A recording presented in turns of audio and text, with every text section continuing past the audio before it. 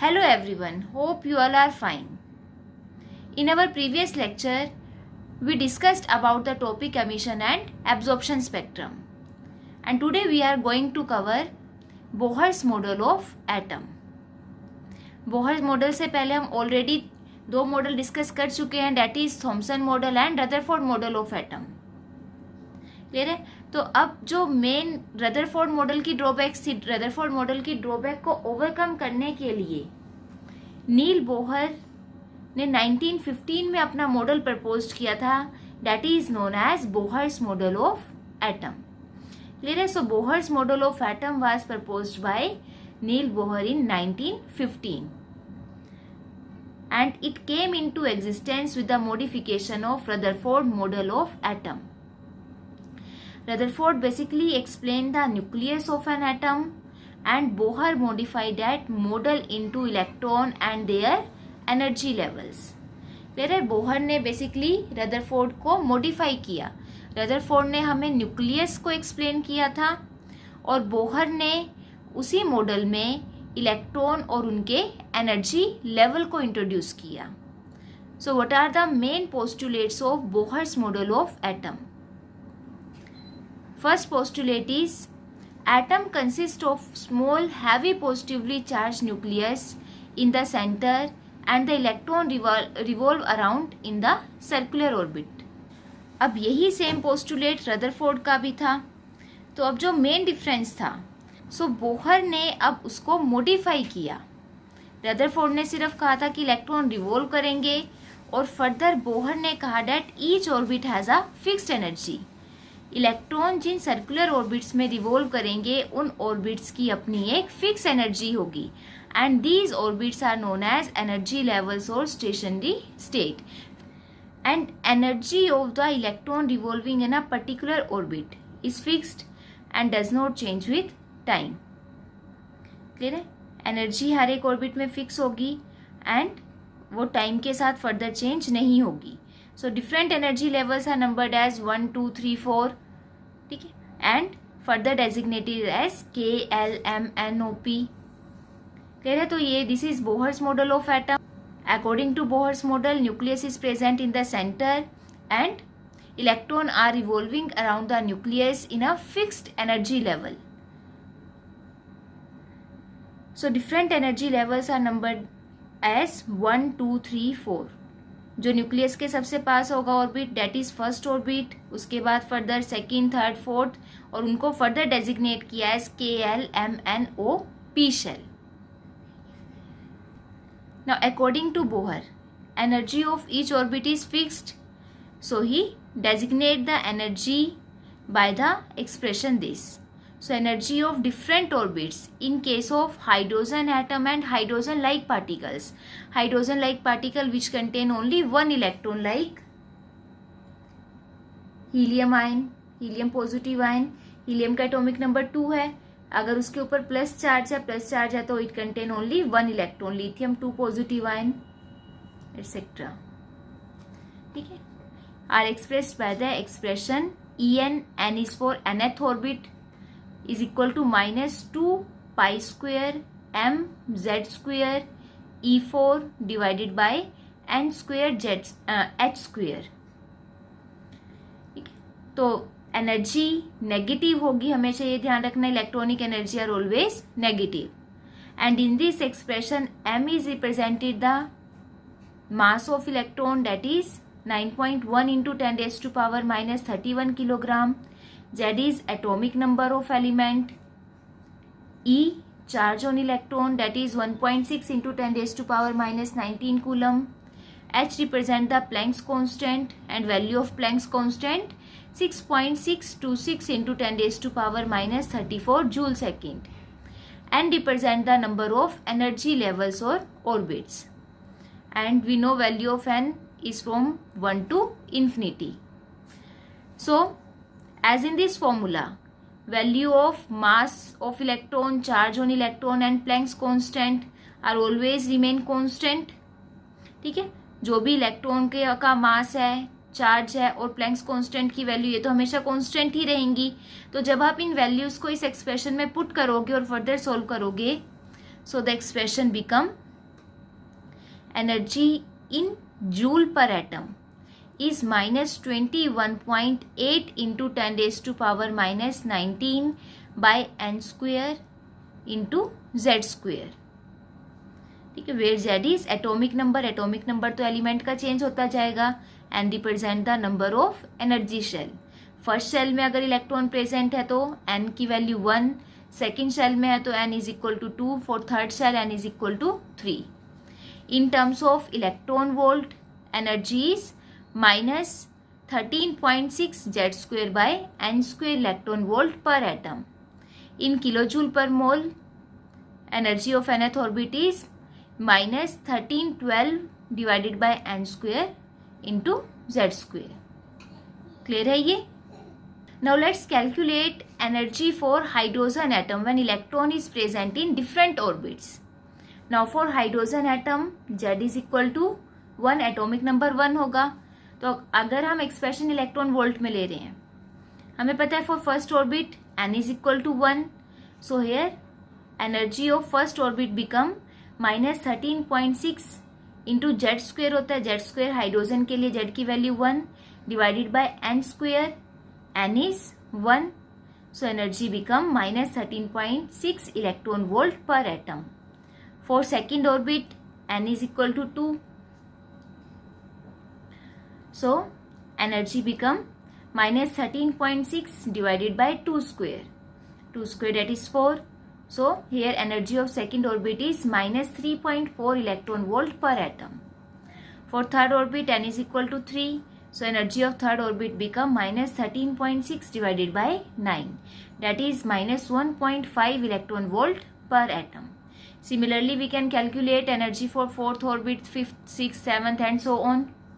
ठीक है, अब यहाँ से अगर हम चेक करते हैं, अब जो एनर्जी लेवल है, एनर्जी लेवल्स आपके डिनोमिनेटर में है. तो जैसे जैसे हम नंबर ऑफ ऑर्बिट्स को इंक्रीज करेंगे, first, second, third, fourth, fifth, denominator में वैल्यू आपकी इंक्रीज हो रही है. तो डिनोमिनेटर जितना बड़ा होता जाएगा, एनर्जी की वैल्यू आपकी नेगेटिव में कम हो रही है. नेगेटिव वैल्यू कम हो रही है, डेट मीन्स एनर्जी आपकी इंक्रीज हो रही है. Is it clear? ठीक है, नेगेटिव में हम जितना स्मॉल नंबर लेंगे वो उसको हम उतना ही बड़ा कंसीडर करते हैं. So the energy of levels increases as we move from outward starting from the first level. Clear है? जैसे जैसे हम फर्स्ट से सेकंड, थर्ड, फोर्थ बाहर की तरफ मूव करेंगे, ठीक है, तो आपकी जो एनर्जी की वैल्यू है वो भी इंक्रीज करेगी. So energy of first orbit have lowest energy. उसके बाद फर्दर सेकंड की एनर्जी फर्स्ट से ज़्यादा होगी, then third, fourth, fifth and so on.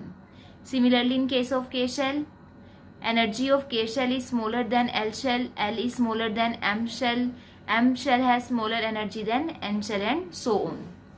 Next postulate. Now as we already discussed, electron revolve only in those orbits which have fixed value of energy. ठीक है, electron उन्हीं orbits में revolve करेगा जिनकी fixed value energy की. Hence, electron in an atom can have only certain definite or discrete values of energy and not any value of their own. Clear है ये? तो जो इलेक्ट्रॉन्स है एटम में, उनकी एक पर्टिकुलर डेफिनेट वैल्यू होगी और उनकी खुद की एनर्जी की ऐसा कोई भी वैल्यू नहीं होगी. And so we can say that energy of an electron is quantized. Quantized means having a fixed value. ठीक है, जिनकी अपनी एक पर्टिकुलर फिक्स्ड वैल्यू होगी. लाइक अगर फर्स्ट ऑर्बिट की 2 है तो सेकेंड ऑर्बिट की 4, 5, 6, इस टाइप से वो इंक्रीज करती जाएगी. Next postulate. When electron in an atom are in their lowest energy state, they keep on revolving in their orbits without losing energy. Clear है? जब भी इलेक्ट्रॉन अपनी लोएस्ट स्टेट में होगा, लोएस्ट और नॉर्मल स्टेट में होगा, तो उस स्टेट में वो कंटिन्यूटी में रिवॉल्व करते जाएंगे विदाउट लूजिंग एनी एनर्जी. उसमें अपना रिवॉल्व करते हुए वो कोई भी एनर्जी लॉस नहीं करेंगे. Because energy can neither be lost nor gain continuously. अपने उस पर्टिकुलर ऑर्बिट में इलेक्ट्रॉन रिवॉल्व करते हुए एनर्जी ना तो अब लॉस कर सकता, ना ही गेन कर सकता, तो वो अपने उस ऑर्बिट में कंटिन्यूटी में मूव करेगा. And the state of atom is known as normal और ग्राउंड स्टेट. और जिस भी लोएस्ट एनर्जी स्टेट में इलेक्ट्रॉन प्रेजेंट है, that state is known as ground state. ठीक है, अपने ऑर्बिट में रिवॉल्व करते हुए तो इलेक्ट्रॉन एनर्जी लॉस नहीं करेगा, but energy is emitted or absorbed only when the electron jump from one orbit to another. ठीक है, तो अब जो एनर्जी एमिट और एब्जॉर्ब होगी वो सिर्फ तब होगी जब इलेक्ट्रॉन एक ऑर्बिट से दूसरे ऑर्बिट में जंप करेगा. An electron in the atom में jump from its normal energy level that is known as ground state to some higher energy level by absorbing a definite amount of energy. ठीक है, electron अगर अपनी normal से higher energy level पे jump कर रहा है तो वो जंप तभी कर पाएगा if electron absorb a definite amount of energy. And the higher state of atom is known as excited state. Clear है ये? अगर इलेक्ट्रॉन अपनी नॉर्मल स्टेट में है, normal state is known as ground state. Ground state में electron की energy fix है. Fix energy में रिवॉल्व करते हुए electron does not loss energy. तो अगर आप बाहर से एक पर्टिकुलर फ्रीक्वेंसी की रेडिएशन स्ट्राइक करवाओ तो वहां पे जो इलेक्ट्रॉन है, इलेक्ट्रॉन एनर्जी एब्जॉर्ब करेगा. एनर्जी एब्जॉर्ब करने के बाद फर्दर अब हायर एनर्जी में it further jump back to its higher energy level. और हायर एनर्जी लेवल को हम कहेंगे एक्साइटेड स्टेट. ठीक है, तो electron jump from normal state to higher state by absorbing a definite amount of energy. But now we no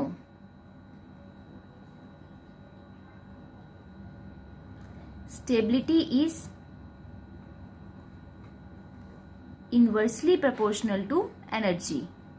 अब अगर कोई भी इलेक्ट्रॉन हायर एनर्जी स्टेट में है तो उसकी स्टेबिलिटी कम होती जाएगी. जितनी ज्यादा एनर्जी होगी वो उतना ही लेस स्टेबल होगा.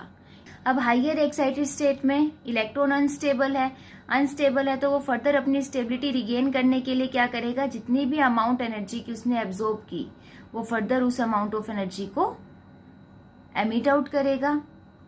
क्लियर है ये? And further jump back to its ground state. Is it clear? And the amount of energy absorbed or emitted is given by the difference of energy of two energy levels.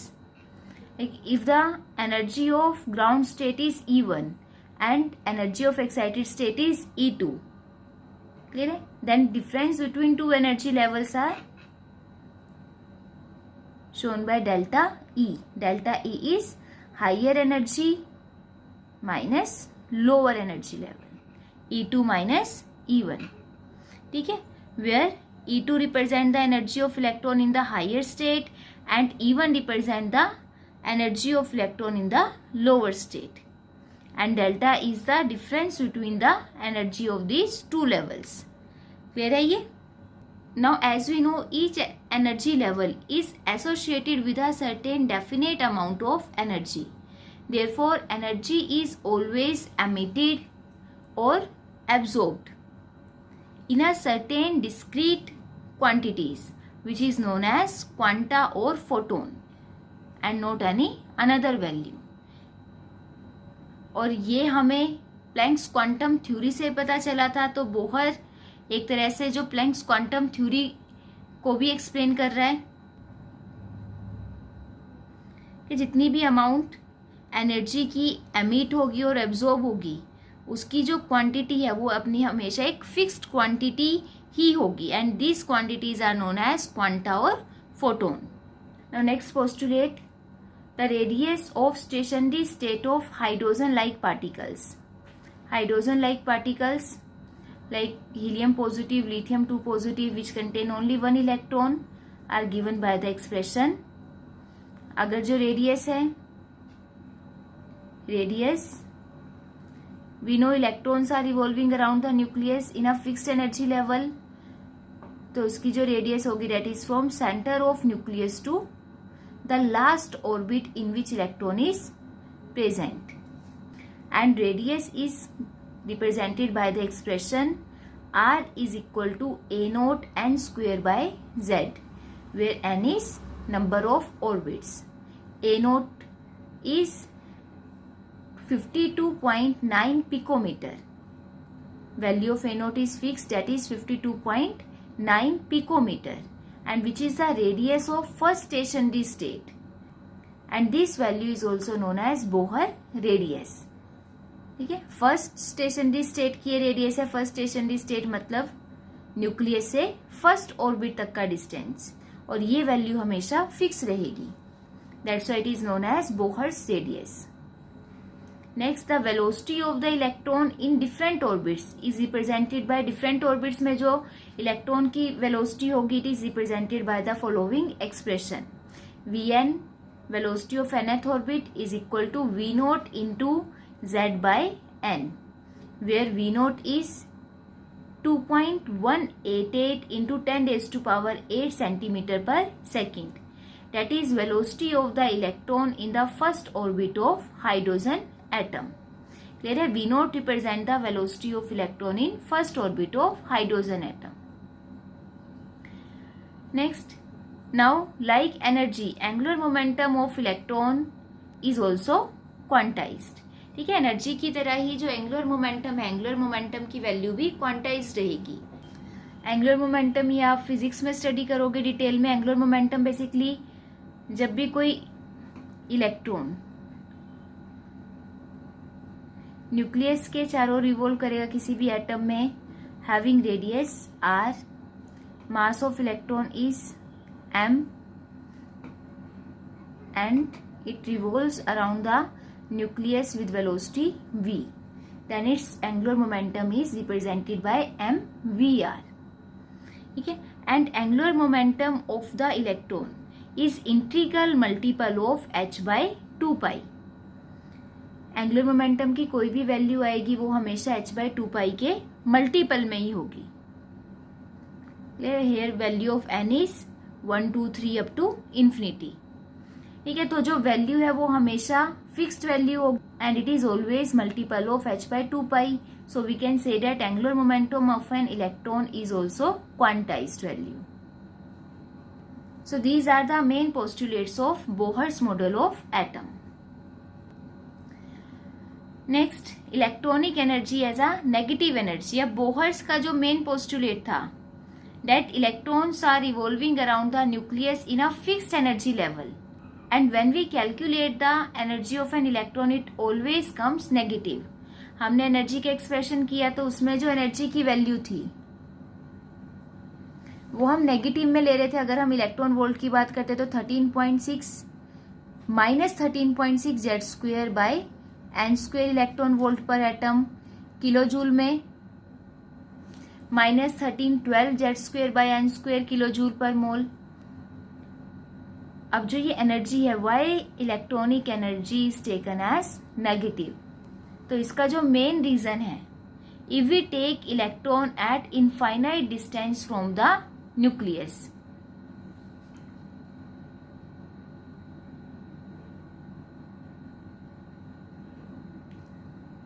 अब हमें पता है electron nucleus के चारों ओर circular orbits में revolve करेगा. If electron is eight infinite distance from the nucleus, अगर ये बहुत ज्यादा दूर है न्यूक्लियस से, अब न्यूक्लियस पे पॉजिटिव चार्ज है, इलेक्ट्रॉन पे नेगेटिव चार्ज है, so there is forces of interaction between positive charge nucleus and negative charge electron. But जैसे जैसे हम डिस्टेंस इंक्रीज करेंगे, डिस्टेंस इंक्रीज करते करते क्या होगा, further forces of attraction decrease होगी, और at infinite distance there is no forces of attraction between the electron and the nucleus. अगर वहां पे forces of attraction ही नहीं है, ठीक है, if at infinite distance there is no forces of attraction between the nucleus and the electron, so energy of the electron at infinite distance is taken as 0. ठीक है, energy तभी आएगी जब कुछ ना कुछ फोर्स अप्लाई होगी. जब फोर्सेज ऑफ अट्रैक्शन नेग्लिजिबल है तो energy of electron is also 0. अब जैसे जैसे इलेक्ट्रॉन न्यूक्लियस के पास आएगा, डिस्टेंस कम होगा तो फर्दर अपोजिट चार्जेस के बीच में अट्रैक्टिव फोर्सेस अप्लाई होना शुरू होंगी. तो जैसे जैसे अट्रैक्शन इंक्रीज होगी between the nucleus and the electron, stability increase होगी, जितनी ज़्यादा इंट्रैक्शन होगी उतना ही ज़्यादा इलेक्ट्रॉन स्टेबल बनेगा, जितना ज़्यादा स्टेबल होगा तो इंट्रैक्शन के साथ साथ एनर्जी रिलीज होना शुरू होगी। अब इनिशियली इनफाइनाइट स्टेट पे इलेक्ट्रॉन की एनर्जी हम 0 कंसीडर कर रहे हैं, तो जैसे जैसे न्यूक्लियस के पास आएगा इलेक्ट्रॉन एनर्जी रिलीज होगी, तो 0 से जब एनर्जी रिलीज होगी सो इट बिकम नेगेटिव। ठीक है, so when electron is at infinite distance from the nucleus, there is no interaction on it, so its energy is taken as 0, and when it come closer to the nucleus, interactions takes place, as a result some energy is given out. ठीक है, since its value was already 0, so now it become negative. That's why electronic energy are always taken as negative energy. Next, advantage of Bohr's model of atom. Okay. Now, what are the main advantage of Bohr's model of atom? First, it explains the stability of atom. Now, according to Bohr's, an electron cannot lose energy when it revolve in a normal energy level. ठीक है, अगर electron अपने normal orbit में revolve कर रहा है, ठीक है, उस ऑर्बिट में उसकी एनर्जी फिक्स्ड है और फिक्स्ड एनर्जी में वो एनर्जी लॉस नहीं करेगा। तो अगर एनर्जी लॉस नहीं कर रहा, so there is no question of falling of electron into the nucleus. Clear है, so it easily explain the stability of atom. Second, Bohr's model explain the line spectrum of hydrogen. Now, according to Bohr's model of atom, energy is absorbed if electron move from lower energy state to the lower energy state, that is ground state, to higher energy state, that is excited state. ठीक है, Bohr में अभी हमने किया कि जब energy electron absorb करेगा, energy electron कब एब्जॉर्ब करेगा, जब अपनी लोअर से हायर स्टेट में जंप करेगा, और जब वो हायर स्टेट में जंप करेगा तो इट बिकम अनस्टेबल, अनस्टेबल होगा तो फर्दर स्टेबिलिटी को रिगेन करने के लिए वो एनर्जी एमिट आउट करेगा। ठीक है, and whereas energy is emitted if the electron moves from higher orbit to lower orbit, and the energy gap is given by the equation delta is equal to E2 minus E1, where E2 is the energy of higher orbit and E1 is the energy of electron present in lower orbit. And according to Planck's quantum theory, energy is represented by h nu, so difference in energy is also h nu. So from here, frequency of the emitted or absorbed radiation is equal to difference in energy divided by Planck's constant, that is h. And as we know, frequency is related to wavelength by the formula nu is equal to c by lambda. So wavelength of light become c by nu, velocity by frequency of light. तो जब हम इसमें frequency की value put करेंगे, frequency की value क्या थी, E2 minus E1 divided by h, ये वाली वैल्यू पुट करेंगे, सो वेवलेंथ ऑफ एमिटेड और absorbed light become hc divided by E2 minus E1। Clear है ये? So corresponding to the frequency और wavelength of each photon emitted there appears a line in the spectrum. ठीक है, तो जब भी energy absorb होगी और जो एनर्जी एमिट होगी, तो उसके कॉरस्पॉन्डिंग जो भी आपको फ्रीक्वेंसी और वेवलेंथ मिल रही है हर एक फोटोन की, तो उसके कॉरस्पॉन्डिंग ही हमारे पास स्पेक्ट्रम में लाइंस प्रोड्यूस्ड होंगी, and that is known as line spectrum of hydrogen atom. So these are the advantage of Bohr's model, that it can easily able to explain stability of atom and line spectrum of hydrogen atom. And now, what are limitations of Bohr's model of atom? Now, as we already discussed, Bohr theory was successful in explaining the line spectrum of hydrogen atom or hydrogen-like particles. हाइड्रोजन-like particles कौन से होंगे? Which contain only single electron. Bohr ने hydrogen और हाइड्रोजन-like particles का line spectra तो easily explain किया, but it unable to explain the line spectra of multi-electron atom. Multi-electron atom which contain more than one electron. ठीक है, hydrogen या हमने जितने भी पोस्टुलेट किए उसमें हमने हाइड्रोजन और हाइड्रोजन लाइक पार्टिकल्स की बात की, like helium positive ion, lithium 2 positive ion which contain only 1 electron. ठीक है, तो बोहर ने उनका लाइन स्पेक्ट्रम तो इसलिए एक्सप्लेन किया, बट मल्टी इलेक्ट्रॉन एटम के लिए वो लाइन स्पेक्ट्रम एक्सप्लेन नहीं कर पाया. Second, it fail to explain the Zeeman effect.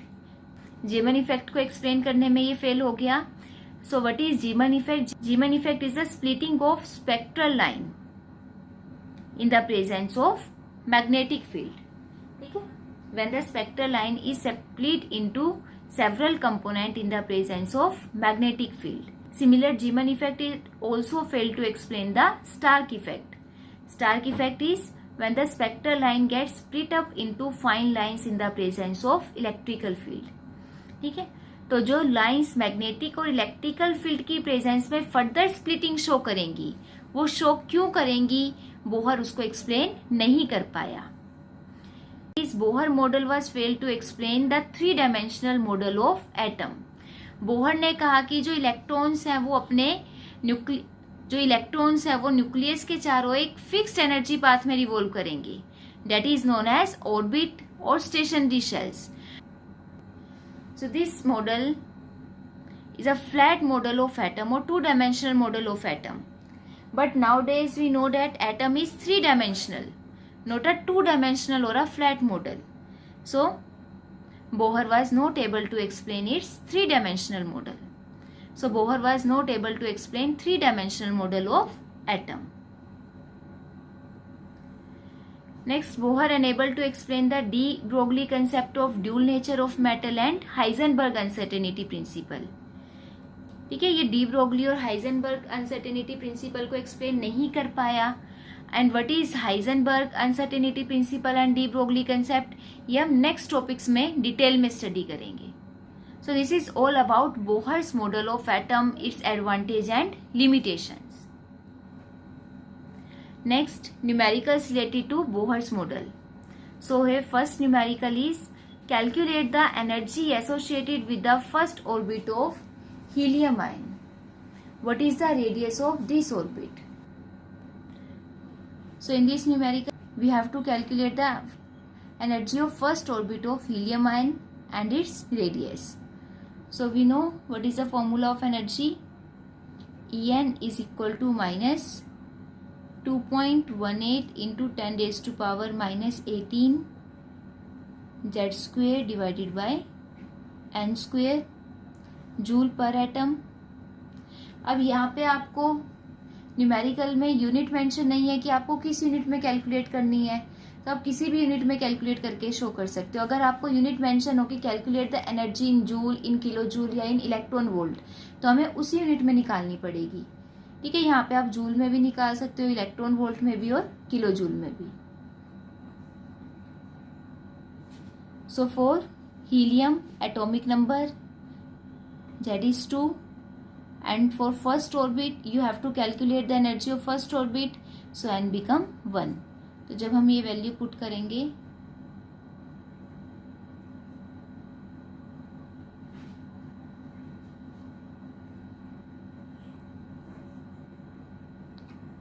energy of first orbit, E1 become minus 2.18 into 10 raised to power minus 18 into 2 square divided by 1 square, that is minus 8.72 into 10 raised to power minus 18 joule. Clear है? Next is you have to calculate radius. Rn is equal to a naught n square by z, where value of a naught is 52.9 picometer. So radius of first orbit become 52.9 and 1 divided by z, that is 2. So it become 26.45 picometer. Is it clear? Next, to which orbit the electron in the hydrogen atom will jump on absorbing 12.1 electron volt of energy. ठीक है, hydrogen atom में electron 12.1 electron volt energy absorb करके किस orbit में jump करेगा. Now we know energy of nth orbit is -13.6 divided by n square into z square electron volt per atom.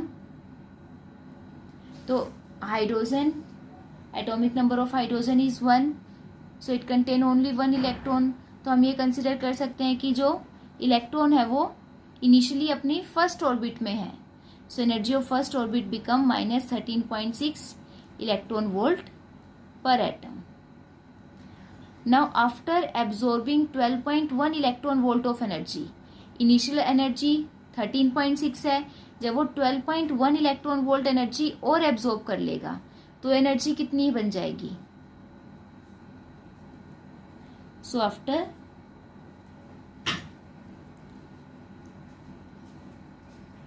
absorbing 12.1 electron volt of energy become -13.6 plus 12.1, that is -1.5 electron volt. So you have to calculate in which orbit electron will jump. Let us consider energy of nth orbit is -1.5 electron volt. So -13.6 divided by n square, it become -1.5 electron volt. So from here you have to calculate the value of n. So n square become equal to 13.6 divided by 1.5, which is approximately equal to 9. So value of n become 3. So electron will jump to third orbit. ठीक है, so from here by absorbing 12.1 electron volt of energy, electron will jump from first orbit to third orbit. Is it clear? Thank you and have a nice day.